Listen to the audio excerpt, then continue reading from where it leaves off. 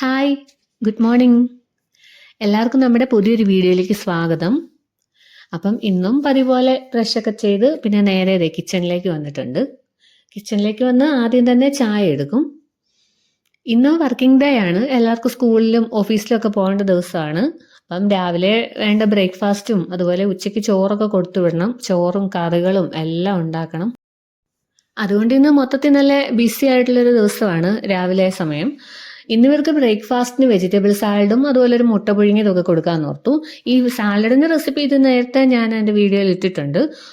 അപ്പം ആ കൂടെ തന്നെ ഞാൻ ഒരു പഴവും കൂടെ പുഴുങ്ങാൻ വെക്കുകയാണ്. ആദ്യക്കൂട്ടന്ന് ചോറും ഒന്നും കൊണ്ടുപോകണ്ട, സ്നാക്സ് ഐറ്റമോ അല്ലെങ്കിൽ എന്തെങ്കിലും പഴമോ അങ്ങനെ എന്തെങ്കിലുമൊക്കെ കൊണ്ടുപോയാൽ മതി. അപ്പോൾ അതങ്ങ് ഒന്നിച്ച് വെച്ചേക്കുവാണേലും ഒന്നിച്ചായിക്കോളും. ഗ്യാസും നമുക്കിപ്പോൾ കിട്ടാൻ ഭയങ്കര പാടാന്നൊക്കെയാണല്ലോ പറയുന്നത്.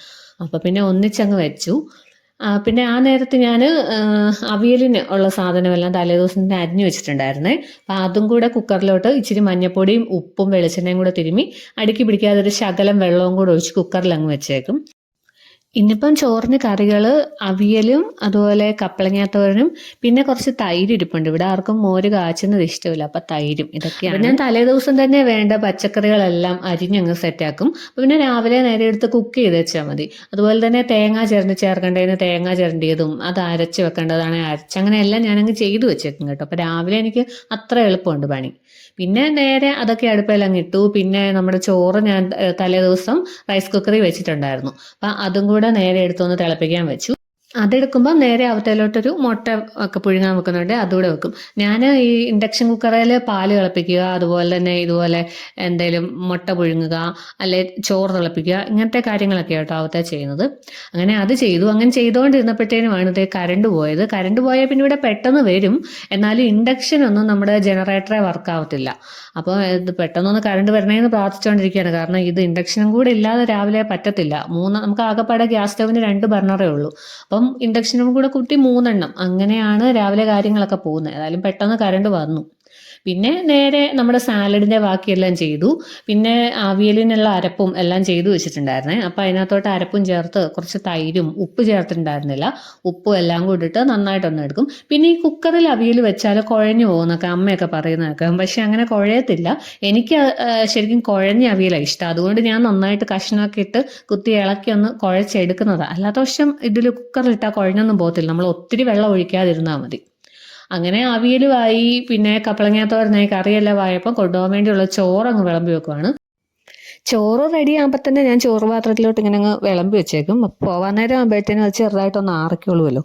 അങ്ങനെ അടുക്കളയിലെ പരിപാടിയെല്ലാം കഴിഞ്ഞപ്പോഴത്തേനും കുഞ്ഞ് എഴുന്നേറ്റായിരുന്നു. പിന്നെ അവൻ്റെ കാര്യങ്ങളെല്ലാം ചെയ്ത് ഞങ്ങളുടെ പോകാനായിട്ട് ഇറങ്ങുവാണ്. പക്ഷേ അവന് ഏറ്റപ്പോൾ തൊട്ട് ഭയങ്കര ക്ഷീണം. ഇറങ്ങിക്കഴിഞ്ഞപ്പോൾ ഓർത്തന്നെ ഇന്ന് വിടണ്ടെന്ന് ഓർത്ത് പിന്നെ ഞങ്ങൾ തിരിച്ചു കയറി. ഇനി വല്ല പനിക്കോളാണല്ലോ എന്നൊക്കെ ഓർത്ത് പിന്നെ അവനെ ഇന്ന് വിട്ടില്ല. ഹസ്ബൻഡ് പിന്നെ ഓഫീസിൽ പോയി. പിന്നെ ഞാനും ആരിക്കോട്ടിനൂടെ ഭക്ഷണമൊക്കെ കഴിച്ചിട്ട് കുറച്ചു നേരം കിടന്ന് ഉറങ്ങിയിട്ട് നേരെ വന്ന് ഞാൻ ജനലൊക്കെ തുറന്ന് കുറച്ചു നേരം നോക്കി നിന്നു. അത് കഴിഞ്ഞ് അവനെ കൊണ്ടുപോകാൻ വെച്ചിരുന്ന പഴം പുഴുങ്ങിയതെടുത്ത് അവന് കൊടുത്തു. കാരണം സ്കൂളിൽ കഴിക്കുന്ന ടൈമാണ്. അപ്പം ആ നേരം ആകുമ്പോൾ അങ്ങ് കഴിച്ചോളും. അങ്ങനെ അവനതൊക്കെ കൊടുത്തിട്ട് പിന്നെ ഞാൻ നേരെ കുളിക്കാൻ പോയി. ഞാനങ്ങനെ കുളിച്ചിട്ട് വന്നിട്ട് പിന്നെ നേരെ കിച്ചണിലോട്ട് കയറുവാണ്. കുളിച്ചൊക്കെ കഴിഞ്ഞ് വരുന്ന ഒരു നേരം ആകുമ്പോഴത്തേന് എനിക്കും എന്തോ ഭയങ്കര ഒരു വിശപ്പ് വരും. അപ്പം ഇന്ന് ഓട്സ് ആക്കാമെന്ന് കരുതി. അതാകുമ്പോൾ എനിക്കും ഇഷ്ടമാണ്, ആദ്യക്കൊട്ടിനും ഇഷ്ടമാണ്. ഇച്ചിരി പാലൊക്കെ ഒഴിച്ചൊന്ന് കുറുക്കിയെടുക്കുവാണെങ്കിൽ നല്ലതാണ്. അപ്പം നേരെ ഓട്സ് കാച്ചാൻ വേണ്ടി കയറി. പിന്നെ ആ ഇടുന്നത് പനങ്കൽക്കണ്ടമാണ് കേട്ടോ. എനിക്ക് തന്നെ ഉണ്ടാക്കുമ്പോൾ പഞ്ചസാര ഇടുന്നത്. അപ്പം ഇവനും കൂടെ കൊടുക്കുമ്പം പനങ്കൽക്കണ്ടം അങ്ങ് ഇട്ടേക്കും. കാരണം കുറുകുറുപ്പോ കപക്കെട്ടോ ഒന്നും വരാതിരിക്കാൻ നല്ലതാണല്ലോ. നാട്ടിൽ നിന്ന് വന്നപ്പോൾ കൊണ്ടുവന്നതാണ് പനങ്കൽക്കണ്ടം. അങ്ങനെ അതൊക്കെ ഇട്ട് ഞാൻ ഓട്സ് കുറുക്കിയെടുത്തു. പിന്നെ ഞാൻ ഓട്സ് ഉണ്ടാക്കുമ്പോൾ ആദ്യമേ തന്നെ ഓട്സും ഇച്ചിരി വെള്ളവും കൂടി ഒഴിച്ച് നന്നായിട്ടൊന്ന് വെന്തെടുക്കും കേട്ടോ. നന്നായിട്ട് വെന്ത് കഴിയുമ്പോഴാണ് അതിനകത്തോട്ട് പാലും കൂടി ഒഴിച്ചൊന്ന് കുറുക്കിയെടുക്കുന്നത്. അങ്ങനെ അതവിടെ ഇരുന്ന് വേവുന്ന സമയത്ത് ഞാൻ എൻ്റെ ബാക്കി പരിപാടിയെല്ലാം ചെയ്യുവാണ്.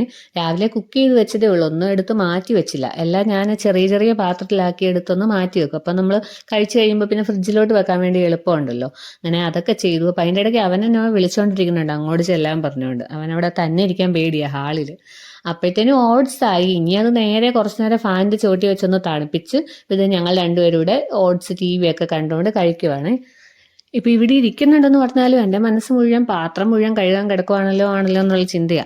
എനിക്ക് ആദ്യം തന്നെ ഇതൊക്കെ ചെയ്തു വെച്ചില്ലെന്നുണ്ടെങ്കിൽ ഇരിക്കുമ്പോൾ പിന്നെ ഭയങ്കര ഒരു വിഷമാണ്. ഇത് കഴിയുമ്പോൾ ഇതെല്ലാം ചെയ്യണമല്ലോ. ഞാൻ സാധാരണ ഇതെല്ലാം ചെയ്തിട്ട് പാത്രം കഴുകലെല്ലാം കഴിഞ്ഞിട്ടേ കഴിക്കാനിരിക്കാറുള്ളൂ. പിന്നെ ഇന്നിപ്പോൾ വിശപ്പ് കൂടിപ്പോയോട് നേരെ പോയിരുന്നു. അങ്ങനെ ഒരു ലോഡ് പാത്രം ഉണ്ടായിരുന്നു കഴുകാൻ രാവിലെ തൊട്ടുള്ള. അങ്ങനെ അതെല്ലാം കഴുകി വെച്ചു. അപ്പോഴേ ഓർത്ത വേസ്റ്റ് കളഞ്ഞില്ലെന്നുള്ള കാര്യം. സാധാരണ ഞാൻ ആദ്യക്കുട്ടിനെ വിളിക്കാനായിട്ട് സ്കൂളിലോട്ട് പോകാനായിട്ട് ഇറങ്ങുന്ന കൂടെ ഈ വേസ്റ്റ് കൂടെ എടുത്തുകൊണ്ട് പോയി അങ്ങ് കളയും. അപ്പം രണ്ടും കൂടെ അങ്ങ് നടക്കുമല്ലോ. പിന്നെ ഇപ്പം പോകണ്ടാത്ത കാര്യം ഇപ്പോൾ ഓർത്തത്. അപ്പം പിന്നെ വേസ്റ്റ് അങ്ങ് കളഞ്ഞിട്ട് വരാമെന്ന് ഓർത്ത് ഞാനും ആദ്യക്കുട്ടിനോട് വേസ്റ്റ് കളയാൻ വേണ്ടി ഇറങ്ങുക. ഇവിടെ താഴെ കൊണ്ടുപോയി നമ്മൾ വേസ്റ്റ് കളയണം. ഡ്രൈ വേസ്റ്റും വെറ്റ് വേസ്റ്റും ഇങ്ങനെ സെപ്പറേറ്റ് ചെയ്ത് വെച്ചിട്ടുണ്ട് ഒരു ഡ്രമ്മുകൾ. അങ്ങനെ വേസ്റ്റ് കൊണ്ടുപോയി കളഞ്ഞു. പിന്നെ രാവിലെ എല്ലാ ദിവസവും ഞാനാ പാല് മേടിക്കുന്നത്. അപ്പം ഇന്ന് ഇറങ്ങി പോകാഞ്ഞോണ്ട് പാല് മേടിച്ചില്ലായിരുന്നു. പാലും മുട്ടയൊക്കെ മേടിച്ച് ഞാനും അതിക്കൊട്ടിനോട് തിരിച്ചു കയറി വന്നേ. ഇനിയിപ്പോൾ കുറച്ച് തുണി വാഷ് ചെയ്യാൻ കിടപ്പുണ്ടായിരുന്നു. അപ്പം നേരെ മെഷീനകത്തോട്ട് അതും കൂടെ അങ്ങ് ഇട്ടു. ഞാനിവിടെ ലിക്വിഡ് ആയിട്ടുള്ള ഡിറ്റർജൻ്റ് ആണ് ഉപയോഗിക്കുന്നത്. Surf Excel. അത് ഭയങ്കര നല്ലതാണ് കേട്ടോ. കുറച്ച് ഒഴിച്ചാൽ മതി, നന്നായിട്ട് ക്ലീൻ ആകും തുണിയൊക്കെ. അങ്ങനെ നേരെ തുണിയൊക്കെ വാഷ് ചെയ്യാൻ ഇട്ടിട്ട് പിന്നെ കയറി പോയിട്ട് ഉച്ചയ്ക്ക് ഇനി കഴിക്കാൻ നേരം ആവാറായി. അപ്പോഴേ ഓർത്ത് ചിക്കൻ വറുത്തില്ലെന്നുള്ള. പിന്നെ നേരെ ചിക്കൻ ഇരുന്നത് വറുക്കാനിട്ടു. പിന്നെ അതുപോലെ വെള്ളം ഞങ്ങളിവിടെ തിളപ്പിച്ചാണ് കുടിക്കുന്നത്. പ്യൂരിഫയറിലെ വെള്ളമാണ്, എന്നാലും തിളപ്പിച്ചങ്ങ് എടുക്കും. അപ്പോൾ കുറച്ച് വെള്ളം ഉണ്ടായിരുന്നുള്ളൂ. അതും കൂടെ അങ്ങനെ കുപ്പിയിലോട്ട് ഒഴിച്ച് വെച്ചിട്ട് പിന്നെ തിളപ്പിക്കാൻ വേണ്ടി വെള്ളവും കൂടെ വെച്ചു. അങ്ങനെ അത് കഴിഞ്ഞ് നേരെ ഇവിടെ എല്ലാം ഒന്ന് ക്ലീൻ ആക്കുവാണ്. ഈ കൗണ്ടർ ടോപ്പും അതുപോലെ നമ്മുടെ ഗ്യാസ് സ്റ്റൗവിൻ്റെ മോളുവശം എല്ലാം ഒന്ന് ക്ലീൻ ആക്കുവാണ്.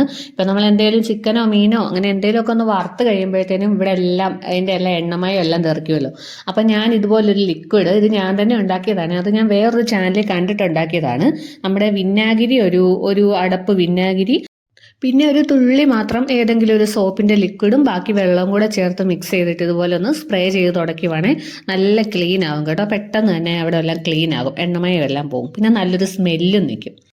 അങ്ങനെ അതെല്ലാം കഴിഞ്ഞപ്പോഴത്തേനും ഞാൻ ആദ്യക്കുട്ടിനോട് നേരെ കഴിക്കാൻ കയറി. കൂടുതലും ഞങ്ങൾ ഇതുപോലെ ഒരു പാത്രത്തിൽ അങ്ങ് എടുക്കും. അതാകുമ്പോൾ പെട്ടെന്ന് പരിപാടി കഴിയും. അവനാണേലും അങ്ങ് കഴിച്ചോളും. ഒറ്റയ്ക്ക് ഇരുത്തിയാൽ പിന്നെ കഴിക്കത്തില്ലേ. ടി വിയും കണ്ട് കഥയും പറഞ്ഞ് അങ്ങനെ ഇരിക്കും. അപ്പം അതിൻ്റെ ഇടയ്ക്ക് എൻ്റെ കയ്യിലെ കസേരയുടെ അടിയിൽ നിന്ന് ഒരു ആണി കണ്ടു. അപ്പം അവനത് എന്നതാന്ന് ഇറങ്ങി നോക്കുക. ഞാൻ പറയുക വേണ്ട, അവിടെ ഇരുന്ന് കഴിച്ചോളാം, അല്ലെ പിന്നെ അതിൻ്റെ പുറകെ അങ്ങ് പോകും. അങ്ങനെ അത് കഴിഞ്ഞ് നേരെ പാത്രം എല്ലാം കഴുകി. പിന്നെ അപ്പോഴത്തേനും വാഷിംഗ് മെഷീനിലെ തുണിയുടെ പരിപാടിയെല്ലാം കഴിഞ്ഞു. നേരെ അതെല്ലാം എടുത്ത് അങ്ങ് വിരിച്ചിട്ടേക്കും. അത് കഴിഞ്ഞ് നേരെ ഞാൻ തൂക്കാൻ ഇറങ്ങും കേട്ടോ. തൂത്തുവാരിലൂടെ കഴിഞ്ഞാൽ പിന്നെ എൻ്റെ ഉച്ചവരെയുള്ള പരിപാടിയെല്ലാം കഴിഞ്ഞു. ഇനി ഞാനും ആദ്യക്കുട്ടിനോടെ കുറച്ചു നേരം അങ്ങ് കിടന്നുറങ്ങും കേട്ടോ. അങ്ങനെ ഞങ്ങളുടെ ഉറക്കമെല്ലാം കഴിഞ്ഞ് ഏറ്റിട്ടുണ്ട്. ഇപ്പം സമയം 5 മണി കഴിഞ്ഞിട്ടുണ്ട്. ഇനിയിപ്പോൾ നേരെ ഒരു ചായ ഇട്ട് ബിസ്ക്കറ്റും ഒക്കെ മുക്കി കഴിക്കും ഞങ്ങൾ. അപ്പോൾ അത് കഴിയുമ്പോഴത്തേനും വിളക്ക് കത്തിക്കാൻ നേരം ആവാറാകും. അപ്പം അതിനിപ്പുറം ഞങ്ങൾ രണ്ടുപേരും കൂടെ കഴിച്ചൊക്കെ കഴിഞ്ഞ് അപ്പോഴത്തേനും വിളക്ക് കത്തിക്കാൻ നേരമായി. ഇപ്പം ആദ്യക്കുട്ടന് പുതിയൊരു ശീലമാണ്. ഞാൻ വിളക്ക് കത്തിക്കുമ്പോൾ വന്ന് അവനും കൂടെ കൂടാവെന്ന് പറയും. അങ്ങനെ ഞങ്ങൾ രണ്ടുപേരും കൂടെ ഇതേ വിളക്കൊക്കെ കത്തിച്ചു. അപ്പം ഇന്നത്തെ വീഡിയോ അത്രയേ ഉള്ളൂ. ഞാനിവിടെ നിർത്തുവാണ്. അപ്പം എല്ലാവരും എൻ്റെ ചാനൽ കണ്ട് ഇഷ്ടപ്പെടുവാണ് ഒരു ലൈക്കും കമൻറ്റും ചെയ്യണേ. അപ്പം അത്രയേ ഉള്ളൂ. ബൈ.